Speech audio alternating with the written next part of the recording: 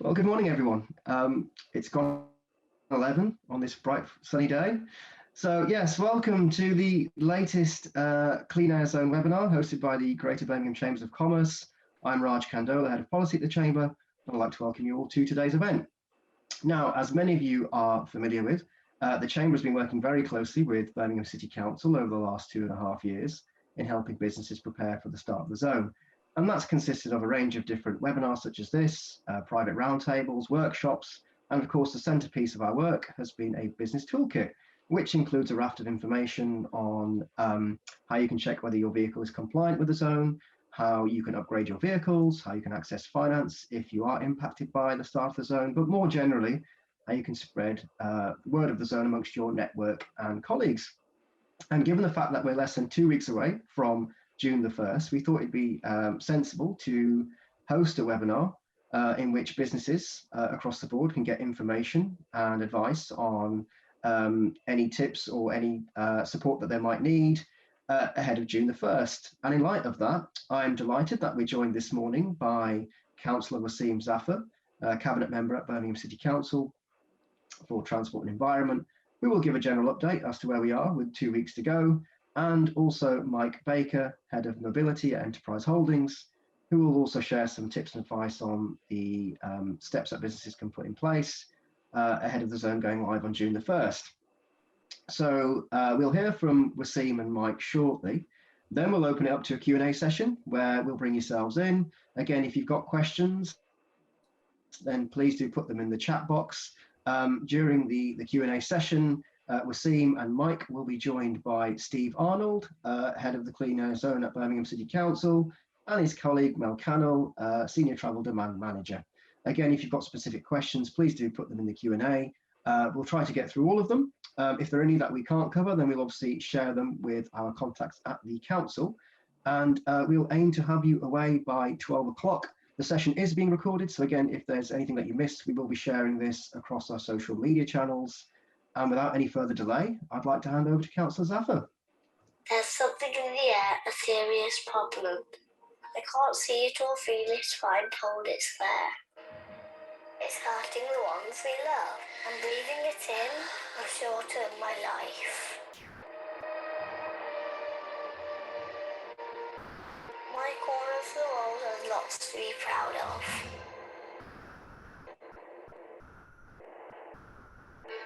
Factories, fumes, fuels, and so many cars.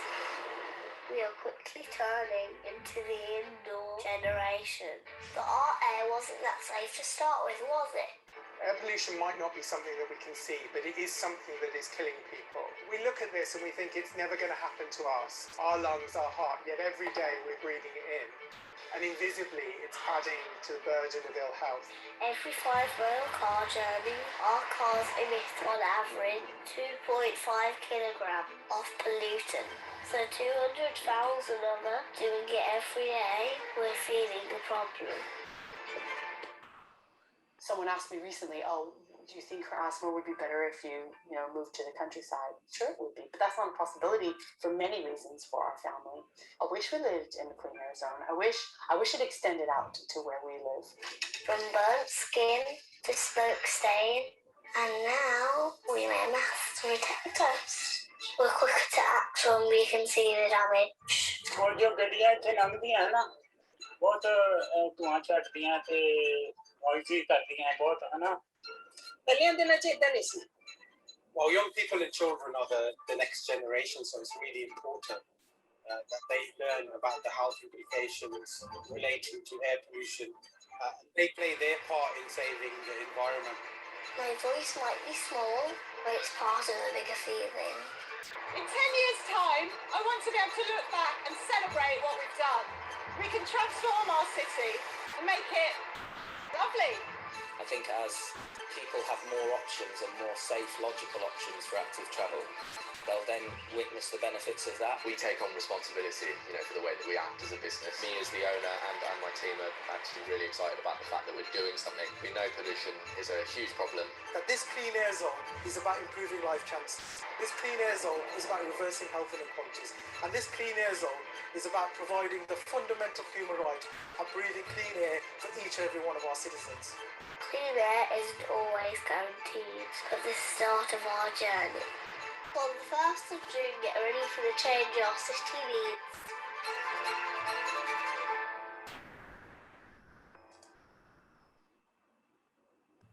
Thank you. That was a video that Birmingham City Council published last week. It's obviously the countdown for the Clean Air Zone has started. Will somebody be able to put my presentation up, please? Thank you. Perfect. I want to start by saying a big thank you to the Chamber, not just for hosting today's event, but for the support that you've been giving the work of the Clean Air Zone team.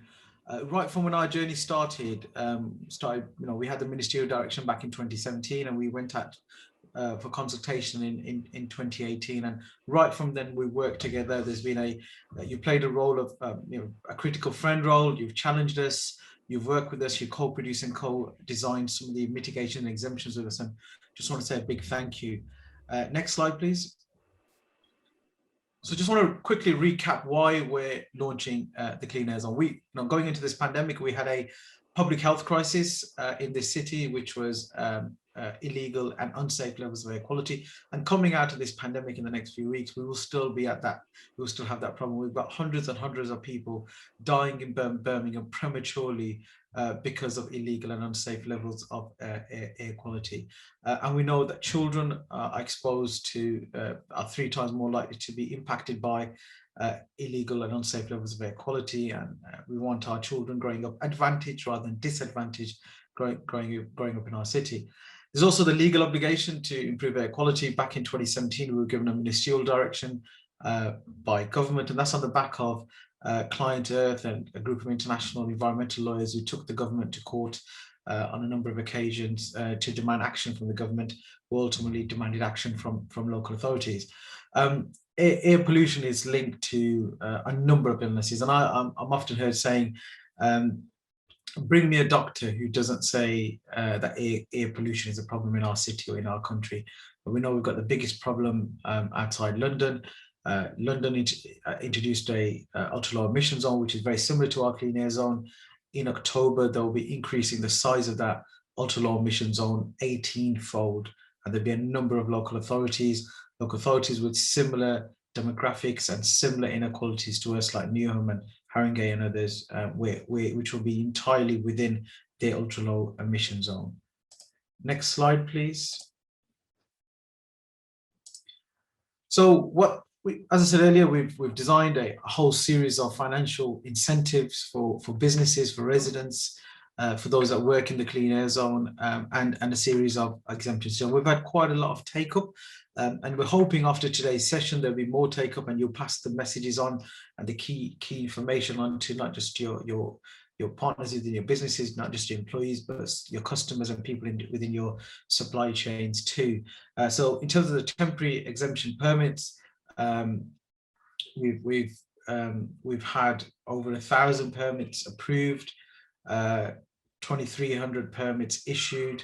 In terms of the support that we provided the taxi community, over £1.6 million of funding has been paid out. We've got a pot of £15 million for the taxi community, for both the Hackney carriage drivers who can get up to £5,000 towards their upgrading their vehicle, and up to £2,500 for private hire vehicles to upgrade their vehicles too. We've got £10 million in a heavy duty vehicle fund. £315,000 has been allocated already. We really want to encourage more people to apply for this. We've recently launched the vehicle scrappage and travel scheme. So if you've got to work in the Clean Air Zone area, earn less than £30,000, you've got an old non-compliant vehicle, you can scrap it in exchange for £2,000 off a second-hand compliant vehicle, or £2,000 towards your cost for your bus journeys, your metro journeys, your local train journeys too. And we're continuing to engage. I was saying earlier to Henrietta when I met her that we won't switch the button on for the cows on the 1st of June and walk away, and we will we'll be here, we'll be engaging, we'll be talking thereafter too. We've done a hell of a lot of work over the last few years, but that work will continue, because if there are any teething problems, if there are any issues that arise, we want to be there standing alongside you to help in helping resolve them. Next slide, please. So the first thing you can do and encourage people in your networks to do is check if your vehicle is compliant, because 75% of the vehicles that will come through the clean air zone area will be compliant, and they can carry on their day-to-day activities as per normal. They won't face a charge. They don't have to apply for any mitigations, any exemptions, anything. They are compliant. But if your vehicle is not compliant, you know, there are a series of exemptions and financial incentives that they can benefit from. Please visit the brumbreeds.co.uk website to take advantage of that. The other thing that I think people can look at is analysing their travel behaviour, what fleets they're using, how often they have to use it. I'm somebody who gave up my personal car a couple of years ago. I share a car with my wife. I use the bus where I can. I walk and cycle more, get my 10,000 steps in most days.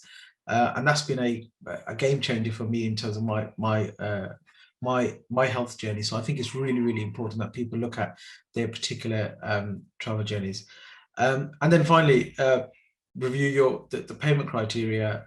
There's a demo video on the website. You can set up a business account too, to ensure that if you have to pay the charge, that you can do so. There'll be a window where you can pay 6 days before your journey into the clean air zone and 6 days afterwards. So a 13-day window where you can make that particular payment. And if a payment isn't made thereafter, you get a letter from the council with a PCN. Next slide, please. Really want to encourage you to support your staff, as I've been saying, and other people that you work with. You can start by obviously raising awareness of the zone. We've done a hell of a lot of work in terms of marketing and engagement. We've used every media outlet there is. We've used media outlets in a number of community languages. But if I ask myself, does everybody in the city of Birmingham or within the clean air zone know that this is coming? They don't, and we need to do more. We're relying on colleagues on this call and beyond to help get that message across that the clean air zone is coming. I think part of the issue is it's been delayed a couple of times, initially because of back office government issues, and secondly because of the pandemic. So some people are still asking me, you sure you're launching this on the 1st of June? I'm absolutely sure we're launching this on the 1st of June. We're ready, and it's definitely going to go live. The testing's happened, the systems are working, and we are launching on the 1st of June. I think it's important that one of the other questions I get asked is, you talk about the A4540, the middle ring road, is driving on that road within the clean air zone. It's not, but the moment that you enter into the clean air zone towards the city centre, you are in the clean air zone itself. So as I said, we've shared a lot of information. There's a lot of business support available too, and I think it's really, really important that you also look at your internal policies in terms of fleets and see how that can also assist our joint efforts to clean up the air and have a city that is less reliant on private car. Next slide, please. So we may be the first city in the UK that's launching this particular classification of the clean air zone. Bath's clean air zone is smaller and very light in terms of regulation there as well. It's a clean air zone B. Our clean air zone is very similar to the ultra low emission zone in London, but we know that there's a number of cities coming forward who would also be introducing clean air zones. So it's really important that you talk to your suppliers, talk to people in your supply networks, and ensure that their vehicles are compliant, and also discuss if they're having to pay the charge, who will ultimately cover the costs of that. It's really important that to help that you get some messaging across to your customers, so they know that if you are based in the clean air zone, or if there's some activity that you're involved in within the clean air zone, that they're also fully aware of that. I think I said earlier, you can set up business accounts too to ensure that payments can be made. Somebody within your organization will have to be assigned responsibility for making those payments to ensure that this is happening. Obviously, there's a whole way of, there's a new world of looking at how people operate post-COVID. There's a lot of home working, agile working, We know that city centre offices will start to evolve into other use too. So it's really important to look at how people work and whether they have to travel into the city centre or not, or particularly if they're driving non-compliant vehicles. And the final thing is, it's really important that you look at what support is available for you, for your business, for your customers, for your suppliers. We're really keen. We're working with a number of businesses, and we're facilitating conversations with their suppliers and with their customers to make them aware of services, and that will ultimately help protect those particular businesses too. So if there's any ideas you have or any issues you have with respect to what's available on the Brumbreed's offer, please do come back to us. You can ask some questions today, or you can contact us offline too. We're more than happy to assist. I'm going to stop there because I've rattled through, I think the next slide was just, yeah. So I've rattled through a lot of stuff. Some of you would have been on these calls before. So this is about reminding you of what's available. I'm sure there's a lot of questions that you want answered today, and we could take some of them up today. And if not, we can also answer them offline too. Thanks again, Raj. Like you said, first of all, check and check again to make sure the vehicles are compliant. There's still time to get that support as well, which I think is a really important point to make with less than 2 weeks ago. And finally, June the 1st is not the end point. It's literally the start of the kind of wider journey. And again, from a chamber point of view, we want as much feedback as possible so we can share that with yourselves to ensure that, you know, the process is as smooth as possible, really. But that was really helpful. Thank you for that. So could I now bring in Mike from Enterprise, please? Morning, Raj. Hopefully you can hear me. I think I've managed to get myself off mute. Thumbs up. Yeah, we can hear you, Mike. Brilliant, thanks. And hopefully you can see my presentation slides. Yeah, we can see them. Brilliant. Great. All right, thanks very much. So morning, everyone. I'm Mike Baker. I'm Head of Mobility at Enterprise Holdings in the Northwest and the Midlands.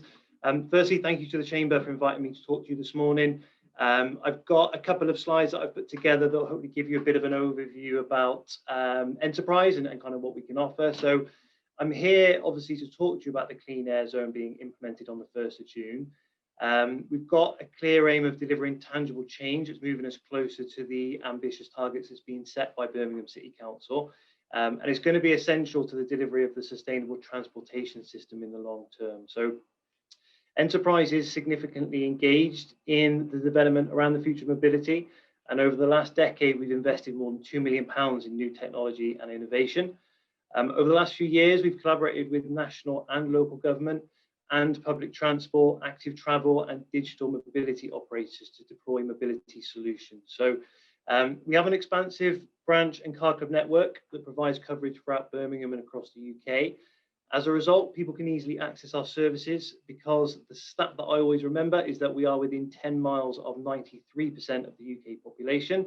And of that, more than 75% actually live within 5 miles of an Enterprise branch. So this unique positioning means that not only do we serve local communities already, but we're always looking for opportunities to innovate and invest in new products and services that can enhance local transport options.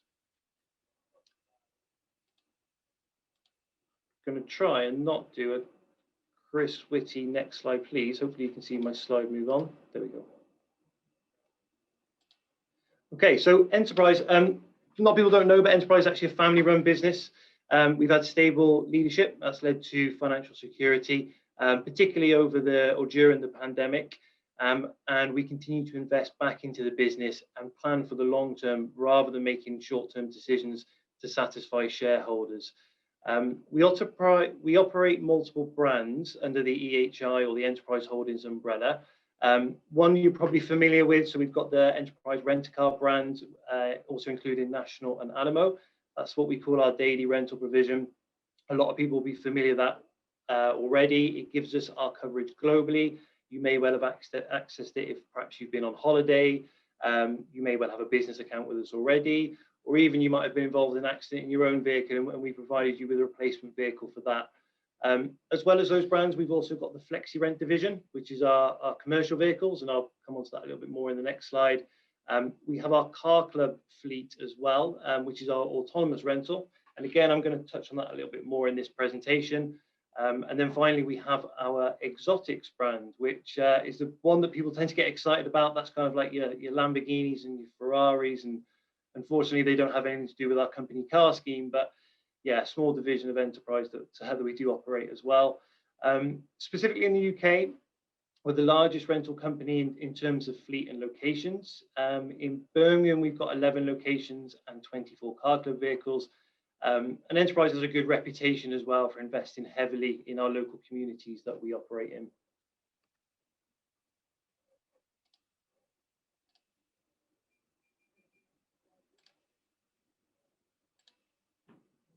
Okay, so Councillor Safar is keen to bring together businesses, as he's outlined in his presentation, that can provide complete transportation solutions. And we understand that businesses within Birmingham need to be able to access those wide range of solutions. So that makes us an integral part of Councillor Safar's toolkit. Whatever the business requirements are, someone like Enterprise Rent-A-Car can provide the solution. So this slide here just shows you a variety of the vehicles that we've got available under the Enterprise Holding banner. There's, as you can see from that, there's a huge variety there. It's growing all the time. I'm discovering vehicles myself that I didn't even realize that we do. You can see gully suckers on there. I've got no idea, must be honest with you, I've got no idea what a gully sucker is, but sounds interesting. I think the key point here though is that this is really useful for businesses that are looking to switch to compliant vehicles quickly in order to avoid any additional clean air zone charges. And they'll also benefit from the additional financial flexibility that rental brings. So it enables you to move away from the high capital costs of owning a vehicle fleet. And the other key thing is that rental vehicles are also newer and they're well equipped with the latest safety features as well. So there's a range of ways that you can access these vehicles. They can be hired by the hour, by the day or week, or for longer periods on flexible rental to fulfill the longer term projects that you might have. And businesses can also use Enterprise Car Club to avoid employees having to pay for the clean air zone charges when they drive their own, perhaps older, grey fleet cars within that zone on some of the short business trips. So I will come on to Car Club, but very quickly before I do, I just wanted to touch on our Complete Clean Pledge. You can see the logo for it just up there in the top right-hand corner of the presentation. This is in response to COVID, so we've enhanced the way in which all of our vehicles are cleaned between each rental, thoroughly sanitizing and disinfecting to meet the health authority requirements. This basically it gave our customers complete confidence that the vehicles are safe to use. We obtained essential worker status during the pandemic, and the protocols that we implemented here were key to obtaining that. So yeah, just want to very quickly touch on that, but I think it's an important point.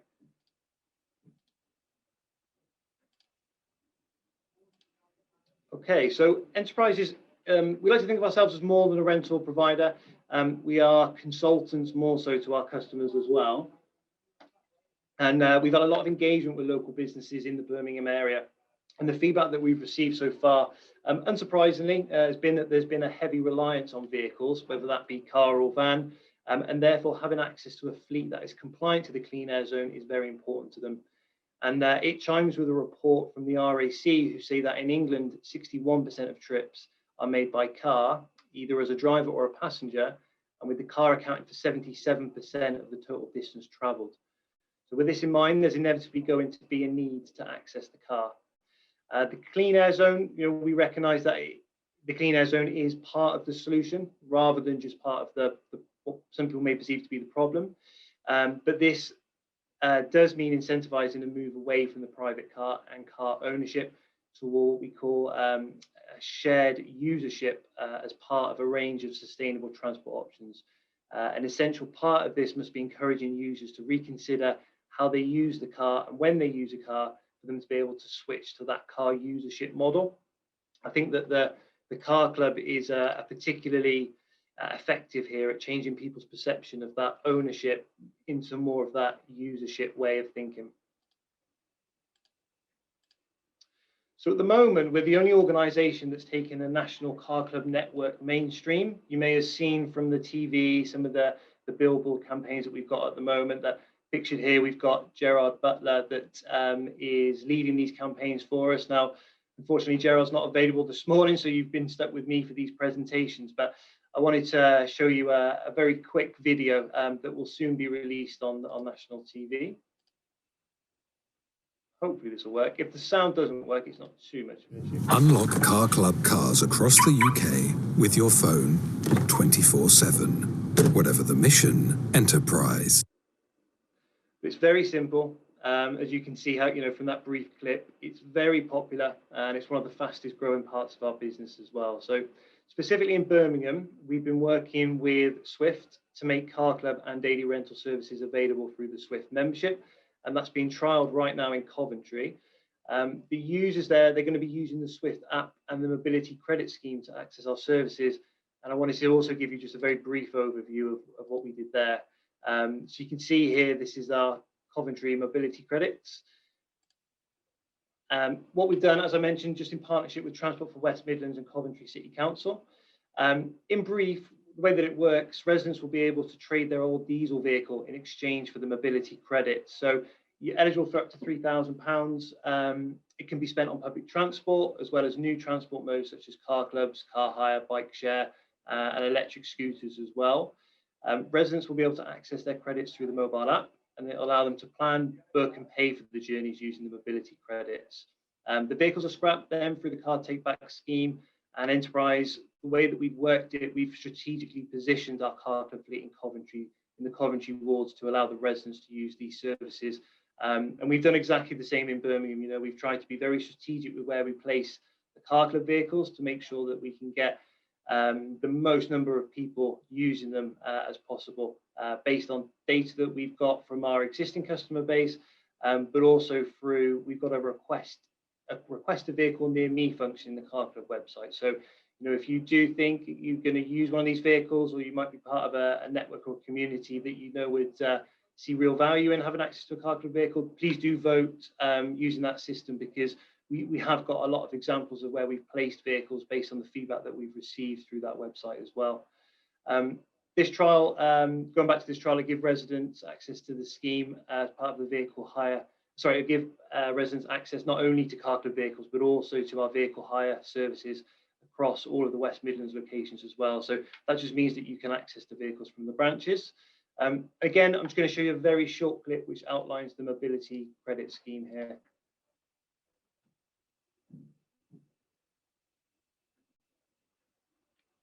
You could scrap it for a great price and get mobility credits in return.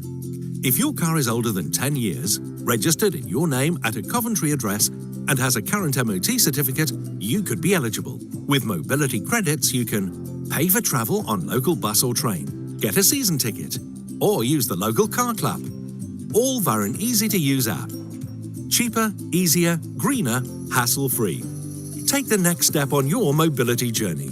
Visit our website today. So hopefully you heard that okay, but it just outlines very quickly the way in which you can access the mobility credits. And obviously there's a similar scheme now available in Birmingham too.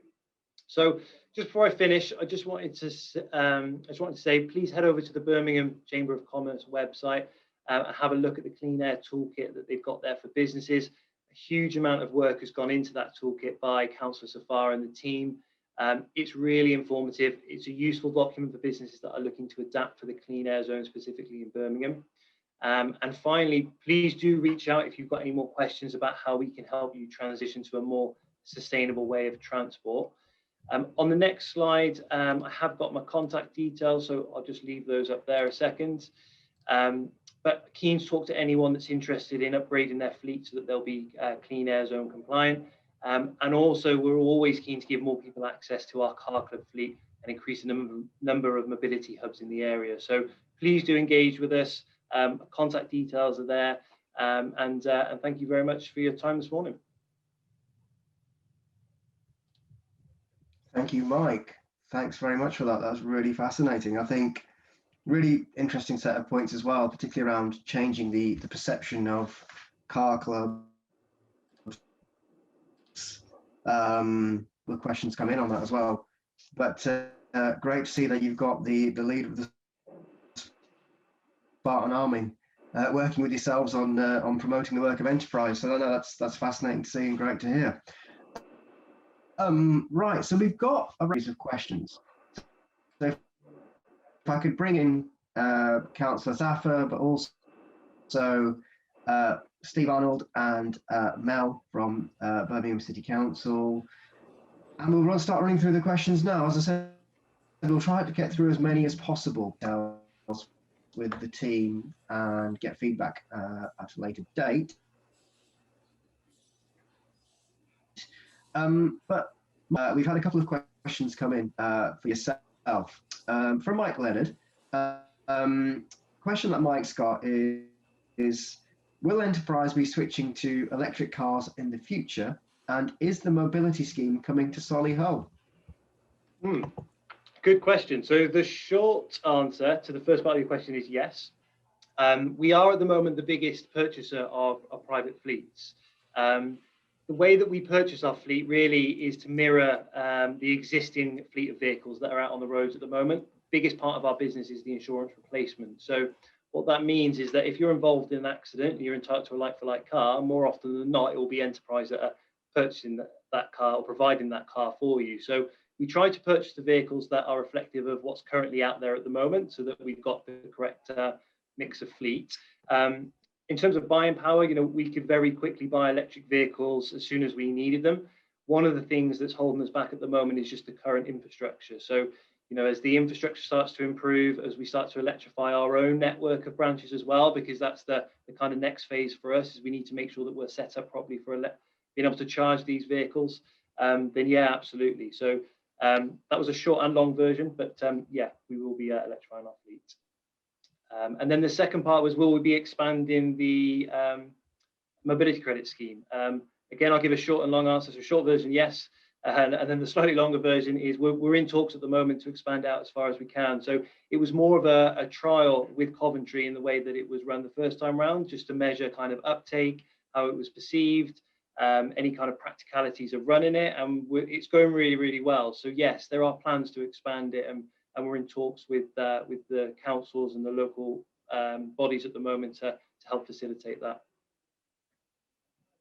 No, thank you, Mike. That's great to hear. So what I'll do then, I will go through the questions in the order that they've been posted. So the first question that we have, which is from Nick Warwick, which actually focuses on the metro. And essentially what the question is about is, when will the link between New Street and Five Ways be in operation? Because I think this is probably more something related to Transport for West Midlands, as I suppose obviously they'd be responsible for the scheme. But we'll see. The question is relating to how can we get the metro link up and running? So, yeah, improving the transport options on offer at this stage. Thanks, Raj. Nick, that's a really good question. There's been obviously through COVID a lot of challenges, but there's also been some advantages. One of the key advantages for us in the city has been that we've been able to speed up the work along the Broad Street, whilst the hospitality sector has been closed there unfortunately closed there due to the pandemic. So the work is on track. It's on budget too, and we're hoping that before the end of the year that can be opened. And I know there's some testing taking place on some aspects of Broad Street, but hopefully all the way up to Hagley Road, we can get that open before Christmas. The one thing I'll say is that it's not, the Clean Air Zone is one bit of a wider strategy across the city, a wider strategy to improve air quality, and a wider strategy to ensure that we've got a wide range of alternatives to car in the city.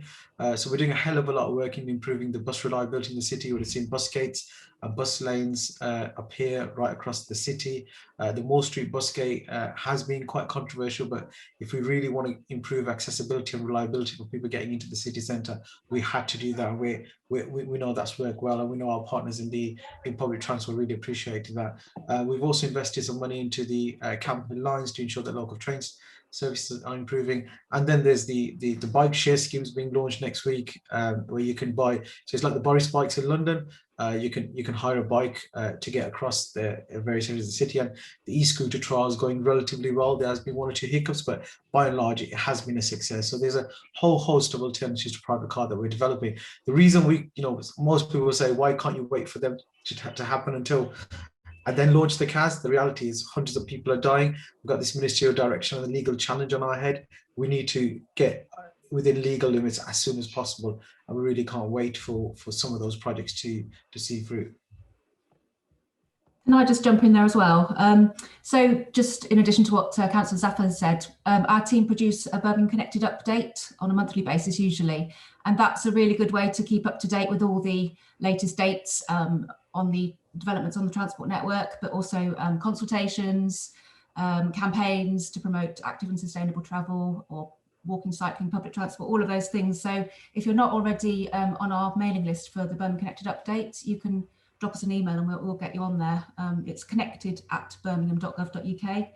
I can put that in the chat as well. But yeah, that's a good way to keep yourself informed. Yeah, that'd be great, Mel. If you could share a link in the chat, that'd be really helpful. We've had a question from Mary, who says, happy with the Clean Air Zone, but questions around parking restrictions that are being imposed in the Clean Air Zone and the potential impact that would have on business operation. Does someone want to come in on that? So yeah, I can respond to that too. So there's been, so businesses are demanding a variety of things. We know that the hospitality sector are particularly looking at outside space, and we've taken some parking away in certain locations to trial out parklets, which have been really successful, particularly leading up to Monday when hospitality couldn't facilitate their customers inside. And I do think at times we don't utilize some of our space in the city as wisely as we can, and a lot of that is taken up by parking in the city. We do need parking, but how much of that parking do we actually need? And then there's some space that we're having to take away to provide improve bus reliability in the city too. But that doesn't mean we're going to take parking away in its entirety. Some people, when I say car will no longer be king in the city, people assume that I mean that we'll have a carless city. We will never have a carless city.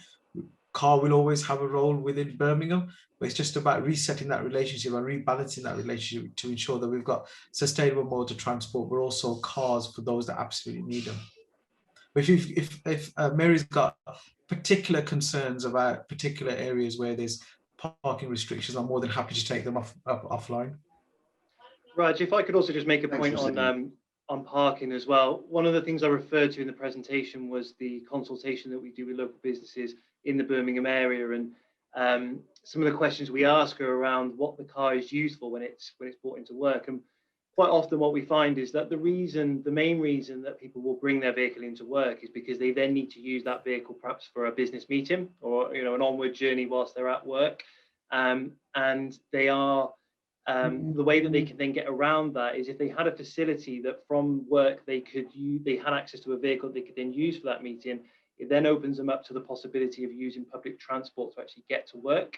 If they can use public transport to get to work, they then don't need the parking space whilst they're there because they know that they'll have access to a vehicle that perhaps is a car club vehicle, ideally, or they can have one perhaps delivered from a rental provider that they could then use for that journey. So it's about changing the way that they think about having to get to journeys and then being able to rely more on that public transport network. No, completely understand on that one. So the next question we got is actually from Nick Warwick again. And Councillor, this has been addressed to you, and it's quite obviously a contentious issue, but question around the prepayment system for companies and individuals, and the lack of the prepayment option. So Nick's, what he's saying is, with no notifications of entering the zone, if a person enters the zone accidentally, they'll not be aware they have to pay a charge. £100 fine is not fair without some notification and chance to pay the charge. It does appear like BCC want to fine rather than discourage entry into the zone. Did you want to come back on that one? Steve, I think you'd be best placed to answer that one, please. Yeah, thank you, Councillor. So, no, I mean, it's a really good question. And I think the first thing would be to say is that there's a really comprehensive signage scheme in place. There are advanced warning signs before you get close to the zone. There are then signs that notify you that you are getting close to the entrance to the zone. And then there are very large red signs on the boundary of the clean air zone. Absolutely, some people will still not see those. We absolutely accept that. So that if people do drive into the clean air zone accidentally and receive a penalty charge notice, it's not £100. It's £60 if you pay it within 14 days.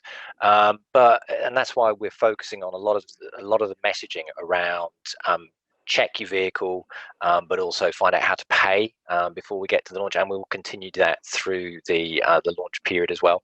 To pick up the question around auto pay, just to be clear, that the payment portal, the payment mechanism, is provided by the government. It's one of the central services that are provided to all Clean Air Zone local authorities.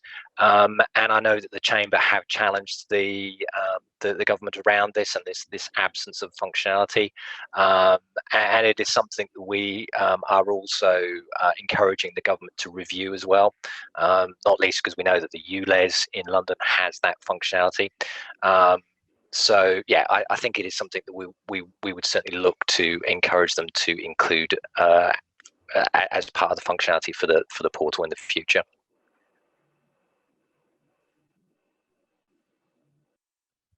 Yeah, so we've got Simon, who's part of the joint venture between Kia, Arcadia and Tarmac, who are carrying out highway repairs and maintenance of the road network for BCC, and they're asking whether there's a mechanism in place to register their vehicles for exemptions. Okay, so I think the question's about registering for exemptions. So all of the exemptions are available through the Brumbury's website, so brumburys.co.uk. But again, I think the first thing, and this was covered in the Cabinet members' presentation, is that around about 75% of all the vehicles on the road are expected to be compliant with emission standards. So the first thing is check first before you apply for an exemption. But then all the exemptions that are available and the financial incentives are available through the Brumbury's website, and the ability to apply for those is available through the Brumbury's website, and people will be able to apply for those after the 1st of June as well. Thanks, Steve. You might notice that I've moved rooms to try and get a better signal, just in case people can't hear what I'm saying. I wasn't sure if it was you or me. That's a lot better, Raj. Okay, I've come into a different room here. So similar question as well then. With the HDV fund, this is a question from Will Hughes, but with the HDV fund, can you still apply for a grant after you have paid for a replacement compliant vehicle, or does this invalidate the claim for financial support? Yeah, it does. So what we're asking people to do is to basically apply, go through the process, get the grant approved, then purchase the vehicle. And the purchase of the vehicle, or the leasing of the vehicle, or however the upgrade works, is part and parcel of the evidence pack that we require for the provision of the grant. I think it's really interesting, actually, because one of the things that we've done is we're conscious of some of the restrictions within the supply chain within that particular sector. So one of the things that we've built into the charging order was the ability for people to apply to the scheme, get that grant approved, and then while they're waiting for that vehicle or that retrofit to be applied to the vehicle, or the new vehicles to arrive, those businesses will get a temporary exemption for that vehicle, or those vehicles that remain non-compliant while they're waiting for a new vehicle, because we're conscious that there is there is a restricted supply chain at the moment. I think the other important thing to be aware of is that the original scheme was constructed, if you like, in line with state aid rules, which can be fairly onerous, and some of the evidence requirements that were incorporated into the scheme at the time, again, were I'll be brutally honest, were quite challenging for SMEs, and that's something that we've taken into account through the feedback, especially with the early days of the processing of applications. So we've started to streamline that process, make some of the evidence requirements lighter and easier for smaller businesses. One of the other things that we're doing is reviewing the scheme, because there's a new subsidy control regime that came into effect at pretty short notice at the beginning of the year. So we're working with our lawyers at the moment to work through just how we can flex that scheme and make that more attractive to businesses to provide more support. So yeah, it's definitely something that we've taken on board as a challenge from the industry, and we're keen to make that more accessible and make it easier for people to apply. No, thanks, Steve. We've got a question from Linda McCord from Transport Focus, who I know many of you are familiar with. And she's asking, how can we encourage more people to leave cars at home sometimes and use public transport, including our wonderful buses. I mean, Council, I think you touched on this on an earlier answer to a question, didn't you, in terms of improving the accessibility of transport networks as a whole? Yeah, first of all, Linda, thank you for everything that you do in helping us improve our public transport here as the chair of the Bus Alliance.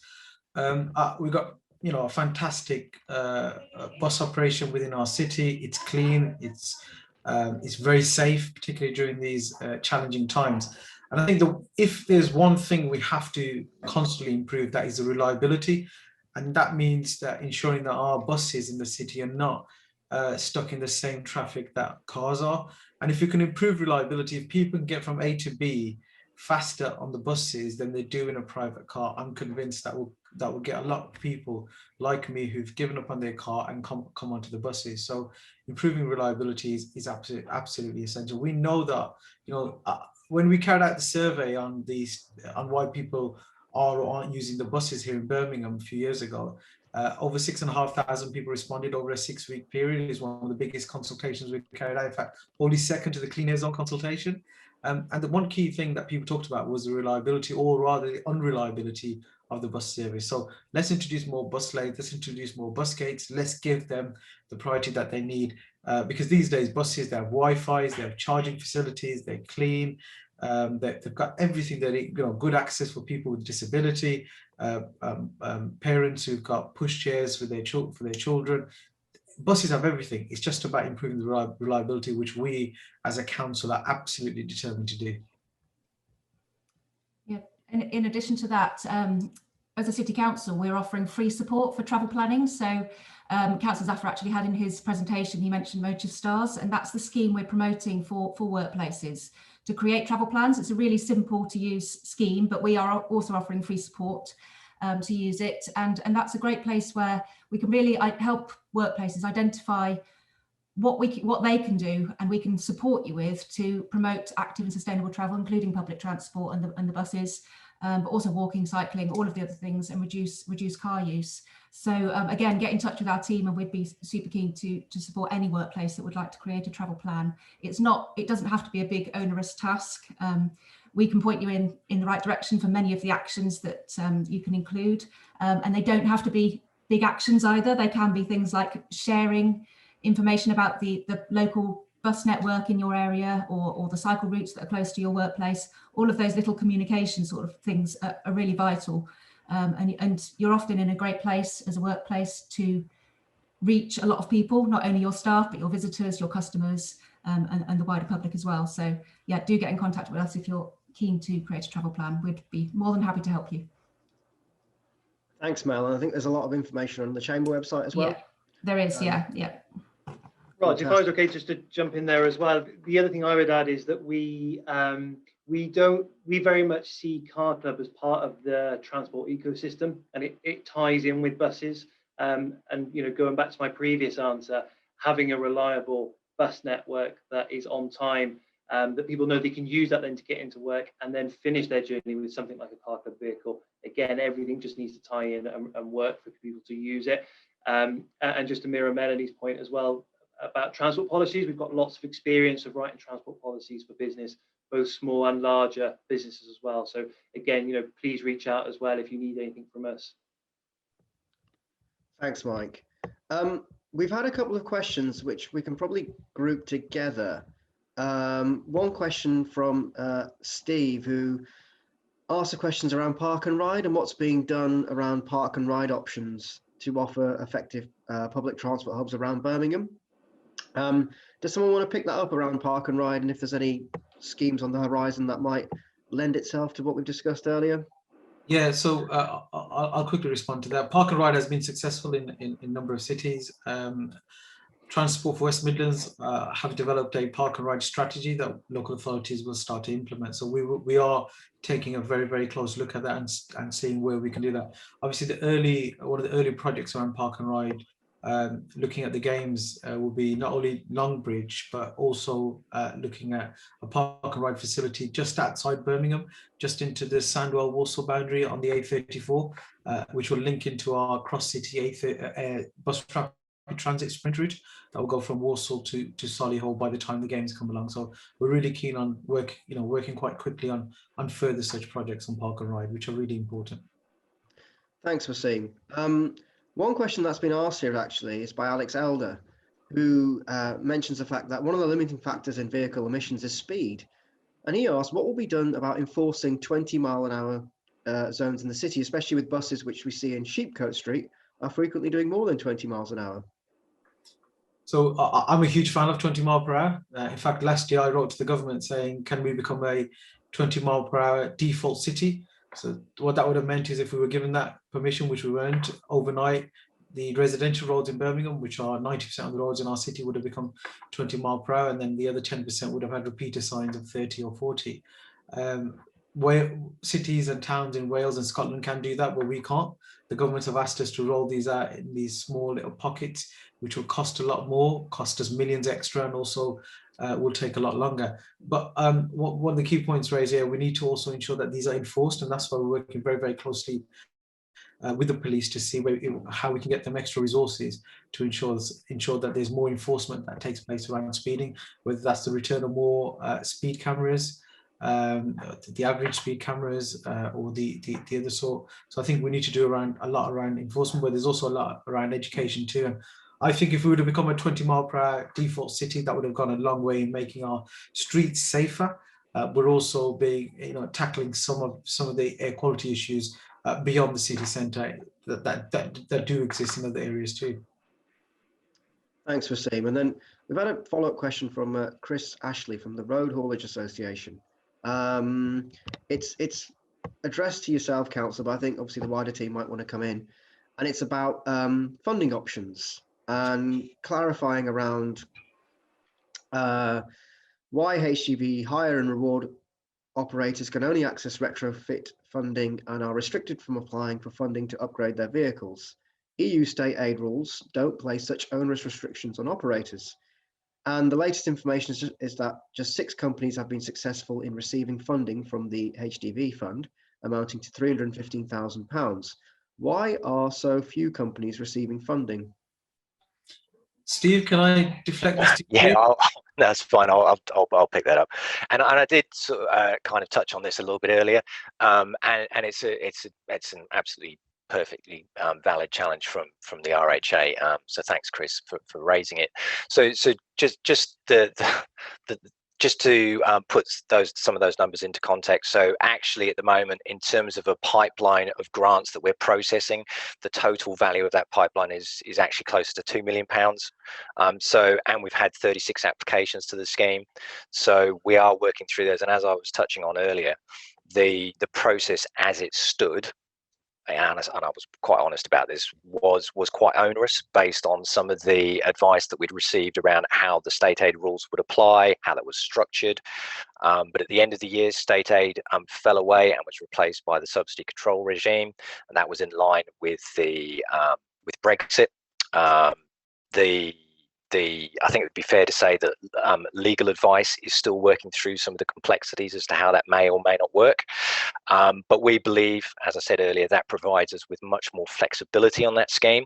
So we're hoping to bring that forward very, very shortly. And we believe that the combination of that and some of the changes that we're wanting to make to the application process itself will make that scheme a lot more attractive. But as I said, we already have a total pipeline of somewhere in the region of £2 million that we're working through in terms of evidence and seeking to get those grants approved, and a total number of around about 36 applications. So people are applying, and those people are working for those, and it's great. We personally, I'm reviewing those on a fortnightly basis and approving those regularly, and it's great to see the money going out the door and supporting organisations who are wanting to upgrade and get ready. And as I said, one of the other things we've done to adapt the scheme is introduce this temporary exemption, reflecting on some of the challenges within the supply chain around retrofit and also upgrading and replacing vehicles, because we do recognise that this isn't that more support. If we can offer more support and we've got the flex within the scheme, then let's just try and do that where possible. Thanks, Steve. I'm conscious of time. We've got a few minutes left, and there's a couple of operational questions on here that perhaps it's easier for us to get an email address and share the questions directly with yourselves. Because there's another question on here about the HGV fund question as well, which is a bit more specific. So again, we can share those details after the event. But wanted to finish up with one final question from Nicola Davis from Prime. And what she said is that the Clean Air Zone and continued major roadworks by BCC and other councils are strangling routes into the cities for both cars and buses. How is this a strategy to encourage more tourism and business into the city? Surely poor air quality will move to Smethwick and other areas outside of Birmingham. Is this a question that you'd like to pick up and respond to?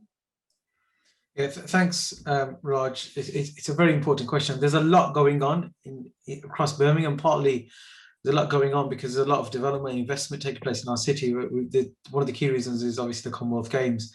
I see a lot of these projects right across our city coming to start concluding by the time the games come along. Because one thing we're absolutely conscious of is that we don't want a building site for the thousands and thousands of visitors that arrive in our city next year for the games.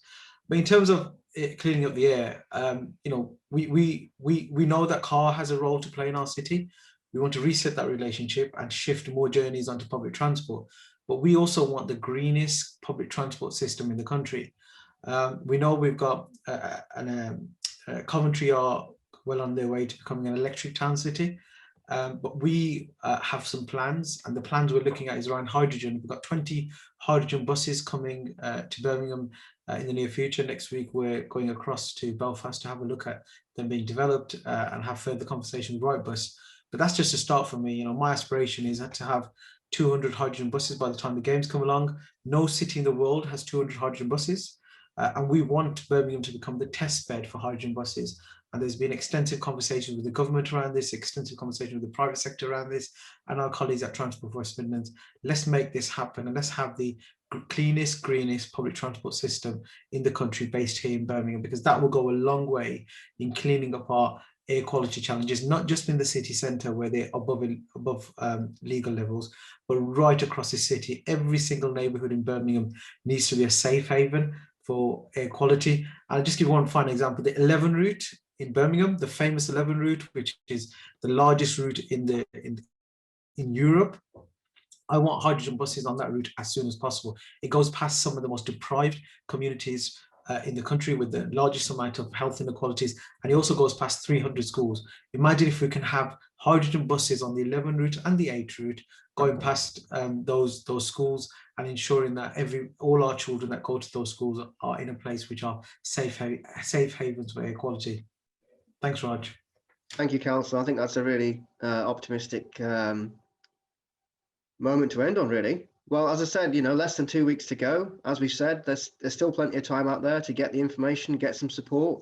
Please do make use of all the channels which are open to yourselves. And again, if you've got any specific questions, don't hesitate to get in touch with either the Chamber or the team at the City Council. But all that's left for me to say is thank you to our panellists, Councillor Zafar, Mike Baker, and also Steve Arnold and Mel Cannell. And thank you to all of you for joining us. As I said, you know, this has been a process that we've worked on for 2.5 years now. And again, we'll continue to do so as and when the zone goes live. We are hosting a number of events in June and July as well, so please do keep an eye out of those. And all that's left for me to say is thank you very much and have a good day. Thanks, everyone. Thank you.